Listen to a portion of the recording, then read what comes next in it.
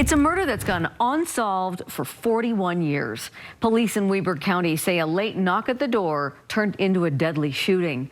They're now hoping DNA evidence might provide some critical clues, as new specialist Andrew Adams learned as part of our ongoing series, Utah's Cold Cases. Andrew? They do have some critical pieces of evidence that could benefit from modern testing, including a hair sample. They don't know whose hair it is, but they're hoping it points to one of the known suspects, or it takes them down a new avenue.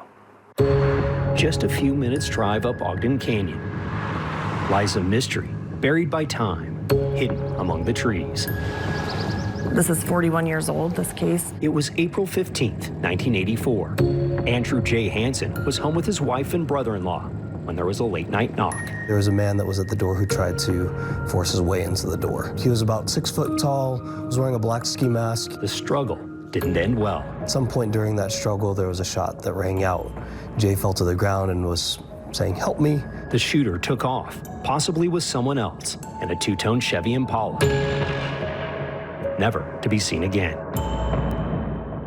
This one is a color one, but the casing on the floor. Today, detectives with the Weber County Sheriff's Office, These are just, I think, close-ups of different parts in the house, are trying to crack the murder case based off what officers learned about Jay. He and his wife and the brother-in-law were all known to be dealing drugs. The case files talk of a potential rift with local bikers. So the Sundowners had allegedly threatened them because they were upset that they were selling their marijuana at a cheaper cost. Investigators developed multiple potential suspects.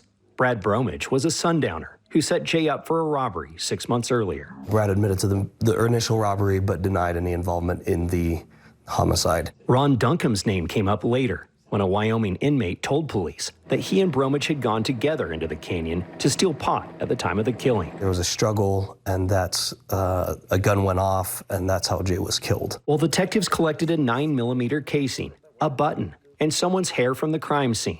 The trail went cold without a confession, a gun, The firearm itself is probably in a lake. or modern technology. Unfortunately, those tests are very costly, and that's the biggest hang-up in this situation is that we don't have the money to pay for that. Detectives are now hoping to raise money through the Weber Metro Cold Case Task Force to do DNA testing that could confirm a killer, We're hoping to get justice for Jay. providing answers to a long-standing mystery out in these woods. We can get some closure in this case and get some results from the evidence that has been sitting for 41 years. Detectives say both of the main suspects in this case are dead, but they acknowledge it could be somebody else entirely. We'll have a deep dive on this on the Utah's Cold Cases podcast and at KSLTV.com. Andrew Adams, KSL 5 News.